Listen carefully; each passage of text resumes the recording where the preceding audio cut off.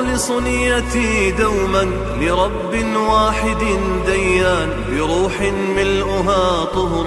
وقلب كله إيمان.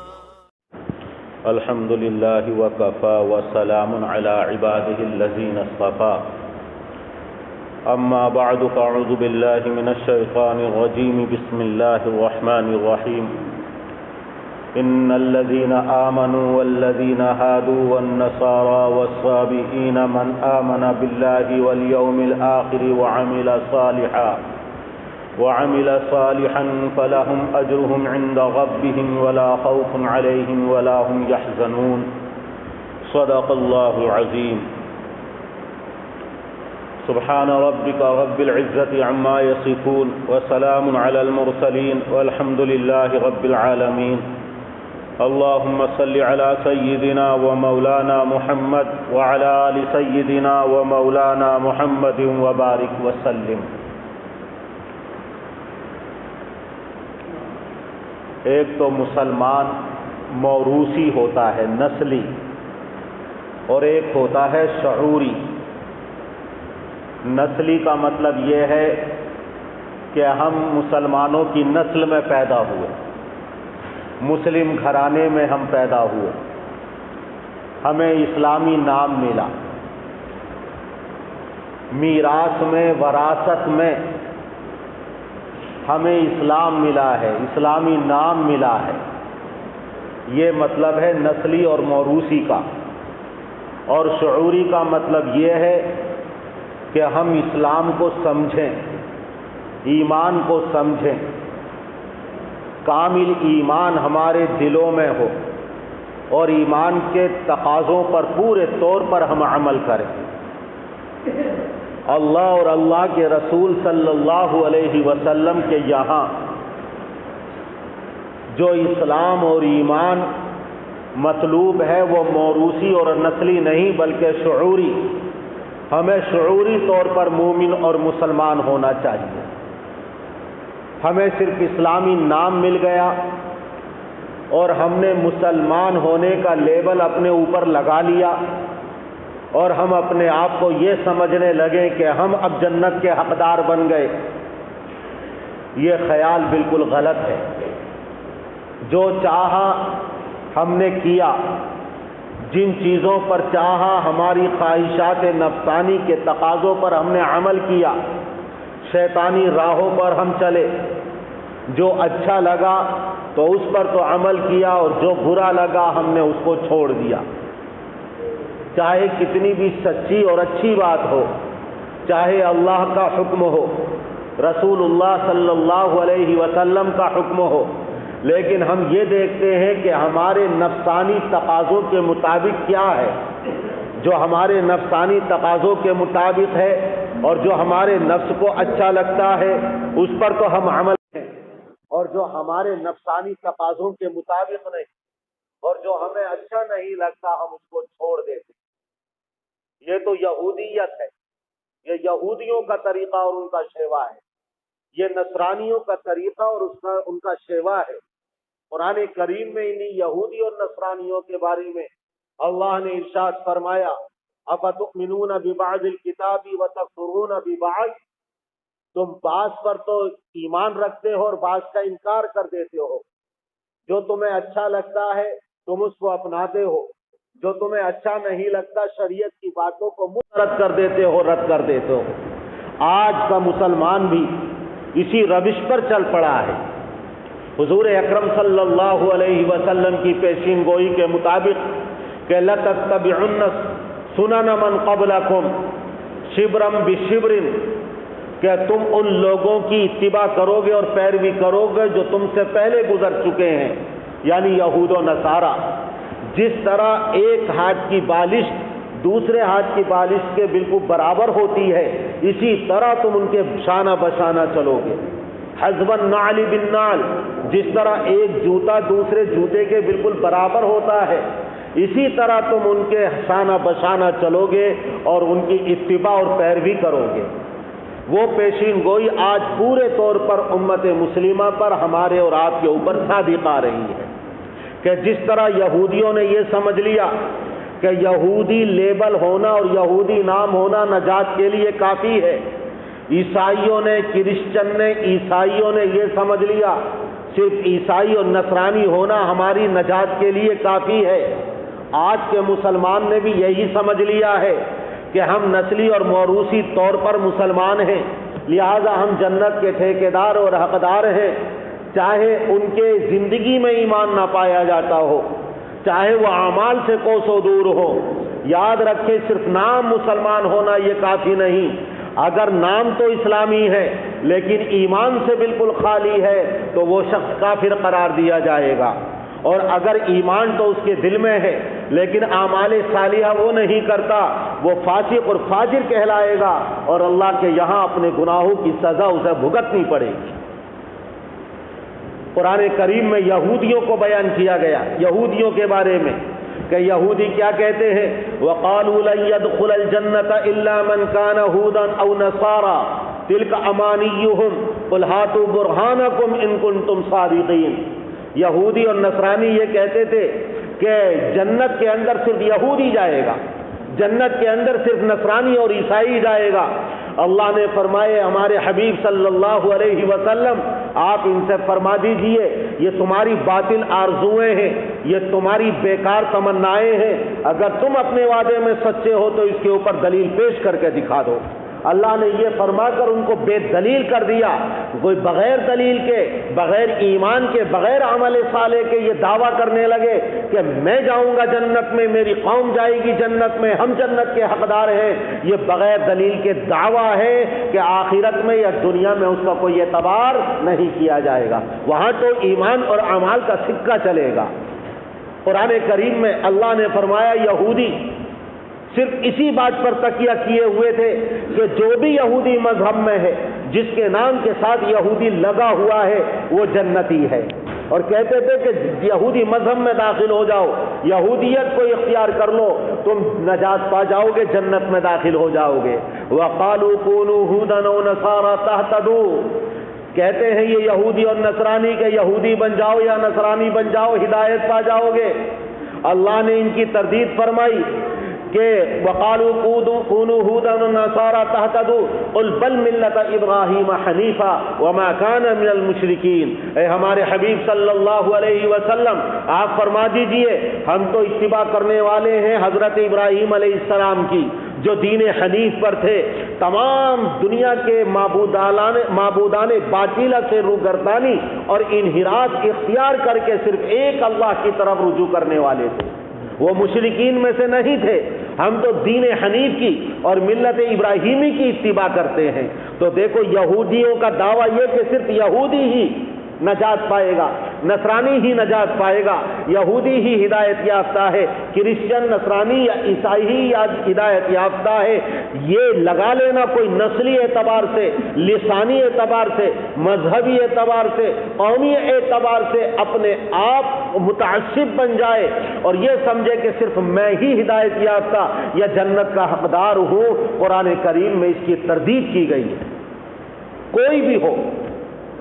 یہودیوں کو اللہ تعالیٰ نے توریت عطا فرمائی، اس میں اپنے احکام عطا فرمائے کہ اس کو مضبوطی سے پکڑ لو، اس کے اوپر عمل پیرا ہو جاؤ، اللہ پر جیسا ایمان لانے کا حق ہے ایمان لاؤ، نبیوں کی اطاعت اور فرما برداری کرو، ان کا کہنا مانو، لیکن انہوں نے اپنی فطرت اور سرشت کے مطابق اس کے اندر ترمیم کر دی، اس کے اندر تحریف کر دی، اور علماء ہی نے نہیں بلکہ انہوں نے یہ نعرہ دیا اور یہ بتا دیا کہ جو بھی یہودی مذہب کے اندر داخل ہے وہ جس طرح چاہے یہودی مذہب کے اندر تحریف کر دے اور ترمیم کر دے، اس کے باوجود بھی وہ اپنے آپ کو جنتی سمجھتے ہیں۔ اس زمانے میں اللہ نے جو یہودیوں کو دین عطا فرمایا تھا، دین اسلام، اللہ نے جو ان کو اس زمانے میں توریت آسمانی کتاب عطا فرمائی تھی، اس زمانے میں اس زمانے کے اعتبار سے جنہوں نے پورے طور پر عمل کیا وہ یقیناً یہودی نجات یافتہ ہے، وہ ایمان والے ہیں، انہوں نے اللہ پر ایمان لائے، رسولوں پر ایمان لائی، توریت کے اوپر عمل کیا، لیکن جنہوں نے تحریف کی، نبیوں کو قتل کیا، نبیوں کا انکار کیا، اللہ کے احکام میں تبدیلی کی، اللہ سے بغاوت اور سرکشی کی، اور پھر بھی یہودی بن کر یہ سمجھتے ہیں کہ ہم جنت میں جائیں گے، یا ان کا دعویٰ بلا دلیل ہے، ایسے لوگ جنت میں نہیں بلکہ جہنم کا ایندھن بنیں گے۔ قرآن کریم میں بیان فرما دیا گیا۔ اللہ نے فرما دیا دیکھو اصل جس کا ایمان ہوگا جیسا ایمان ہونا چاہیے، چاہے یہودی ہو، چاہے نصرانی ہو، چاہے صابی ہو، کسی مذہب سے تعلق رکھتا ہو لیکن اللہ پر ایمان رکھتا ہو، کتابوں پر ایمان رکھتا ہو، رسولوں پر ایمان رکھتا ہو، یوم آخرت پر ایمان رکھتا ہو، فرشتوں پر ایمان رکھتا ہو، تقدیر پر ایمان رکھتا ہو، اور اس میں تفصیلات ہیں، ان تمام چیزوں پر ایمان رکھتا ہو، وہ کسی بھی مذہب کا ماننے والا ہو، لیکن حضور اکرم صلی اللہ علیہ وسلم کی آمد کے بعد آپ پر ایمان لائے تو وہ اس کا نام مسلمان اور مسلم کہلائے گا، ایسا آدمی ہی اور ایسا انسان نجات پائے گا۔ اللہ تعالیٰ نے دنیا میں جتنے مذاہب نازل فرمائے ان کو ان کے مذہب کے اعتبار سے نام دیے گئے۔ یہودیوں کو جو دین عطا فرمایا گیا ان کو یہودی لقب دیا گیا،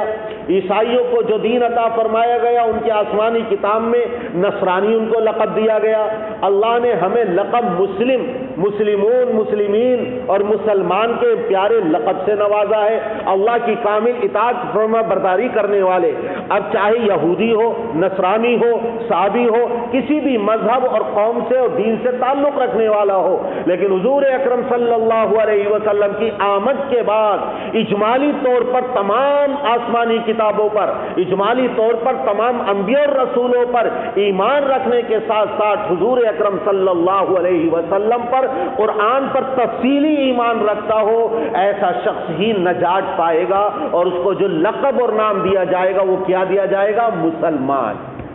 اس لیے ہم اپنے دل و دماغ میں یہ بٹھا لیں کہ ہمارا ایمان جیسے اللہ پر ایمان لانے کا حق ہے ایسا ایمان ہو، فرشتوں پر ایمان ہو، انبیاء پر ایمان، رسولوں پر ایمان ہو، کتابوں پر ایمان ہو، آخرت کے دن پر ایمان ہو، اور تقدیر پر ایمان ہو۔ یہ 6 چیزیں بیان کی گئی ہیں کلموں کے اندر بھی، تو ان 6 چیزوں پر ایمان لایا جائے، اور پھر جو قرآن کریم اور احادیث شریفہ میں تفصیلات بیان کی گئی ہیں ان تمام پر ایمان لایا جائے جیسے ایمان لانے کا حق ہے، تو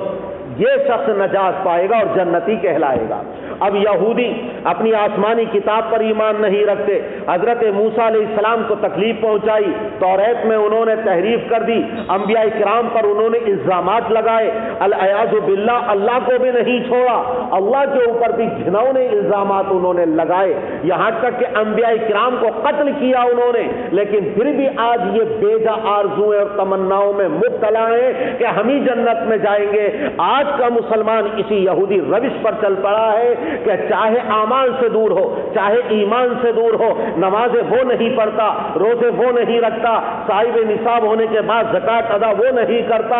شرابی، جواری، سٹے باز، اپنے پڑوسیوں کو تکلیف وہ پہنچاتا ہے، کاروبار میں دھوکہ وہ دیتا ہے، جھوٹ وہ بولتا ہے، بیوی کے حقوق ادا نہیں کرتا، بچوں پر شفقت نہیں کرتا، بڑوں کا احترام نہیں کرتا، سر سے لے کر پیر تک جو سراپا اس کا اسلامی شعار کے سانچے میں ڈھلا ہوا ہونا چاہیے وہ اس کے اسلامی شعار کو اپنانے والا نہیں، بلکہ آج اس کی وضاحت، آج اس کا لباس ایسا ہے جیسے یہودی اور نصرانیوں کا، لیکن چونکہ مسلمان گھرانے میں پیدا ہوا ہے، اسلامی نام اس کو ملا ہے، موروثی مسلمان ہے، لیکن یہ ایمان اور اعمال سے دور ہونے کے باوجود آج یہ سمجھتا ہے کہ میں مسلمان ہوں اور جنتی ہوں۔ یہ یہودی اور عیسائیوں کا طریقہ ہے، دھوکے میں پڑا ہوا ہے وہ۔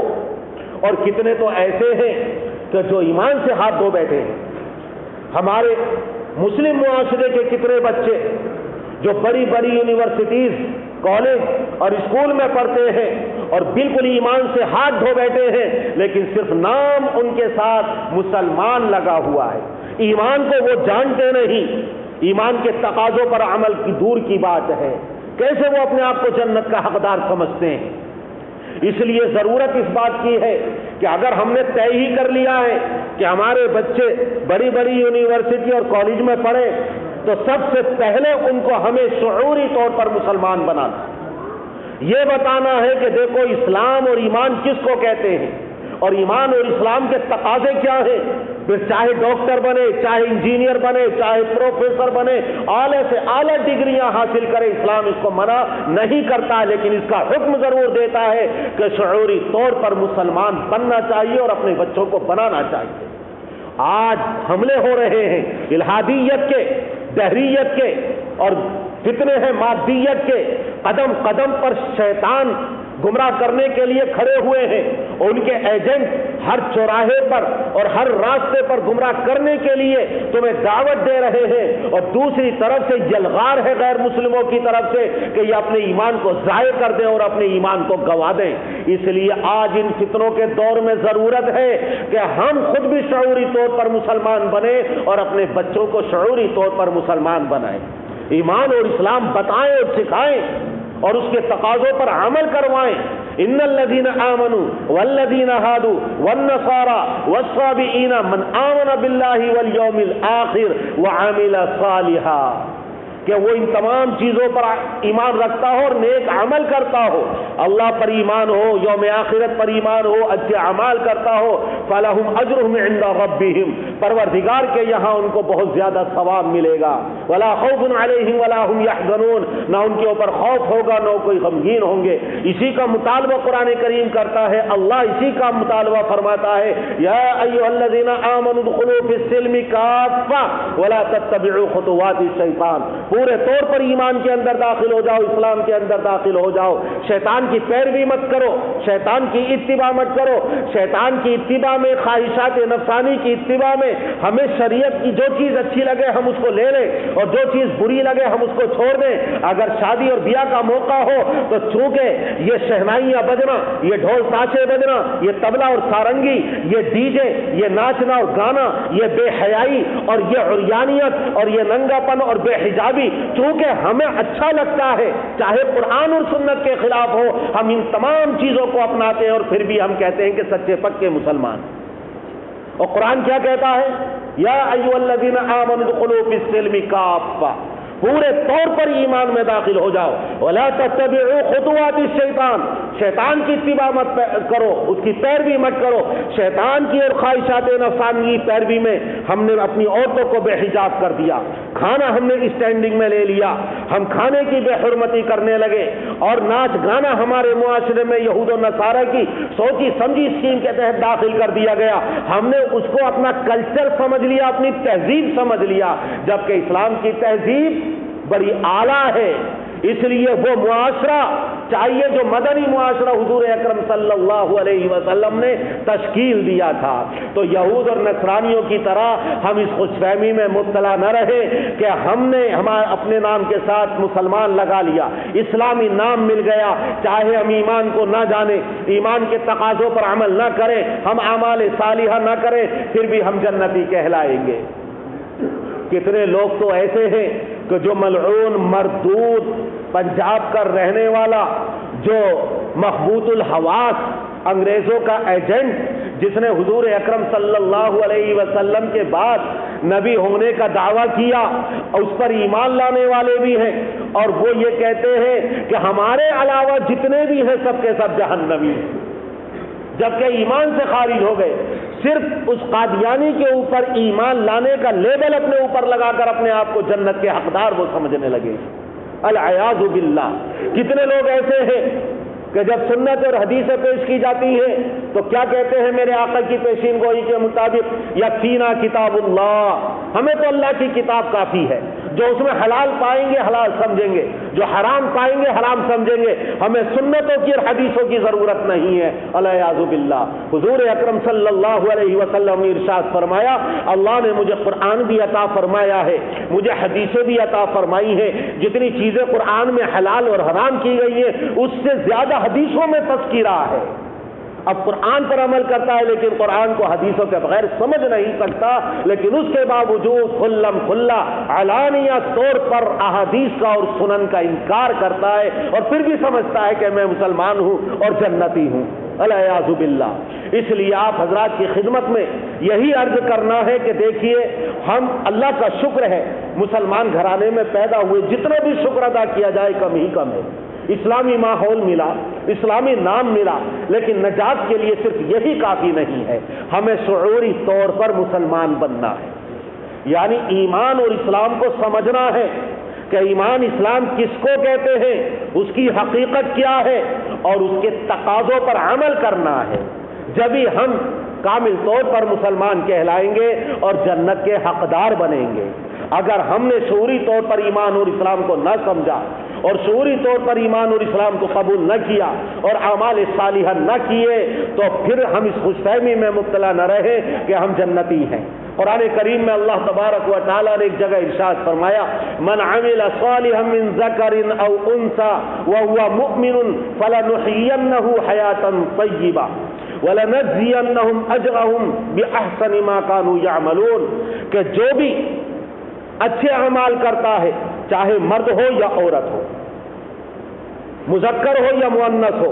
ہم دنیا میں اس کو پاکیزہ زندگی عطا فرمائیں گے، لیکن قید لگا دی وَهُوَ مُؤْمِنٌ ایمان کے ساتھ اچھے اعمال کرتا ہو، پھر اللہ تعالیٰ پاکیزہ زندگی عطا فرمائے گا دنیا میں بھی اور آخرت میں عیش و آرام کی اور منمانی اللہ تعالیٰ زندگی عطا فرمائے گا.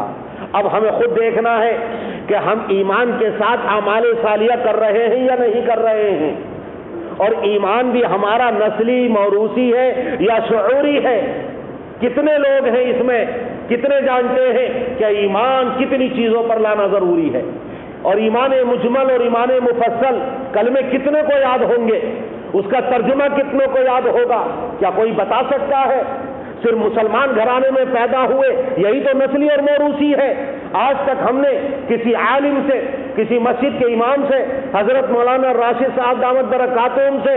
اپنے خالی وقت میں بھی معلوم کرنے کی کوشش نہیں کی ہے کہ ہمیں ایمان بتا دیجئے جس کے اوپر دنیا اور آخرت کی کامیابیوں کا مدار ہے، تاکہ ہم شعوری طور پر مسلمان بن جائیں اور اس کے تقاضوں پر عمل کریں. اللہ تبارک و تعالی عمل کی توفیق عطا فرمائے. وآخر دعوانا ان الحمد للہ. وتعلو همتي دوما وتسبق خطوة الأزمان فوقتي لا أضيعه بما يفضي إلى الخسران وكفي لا يفارقها أداء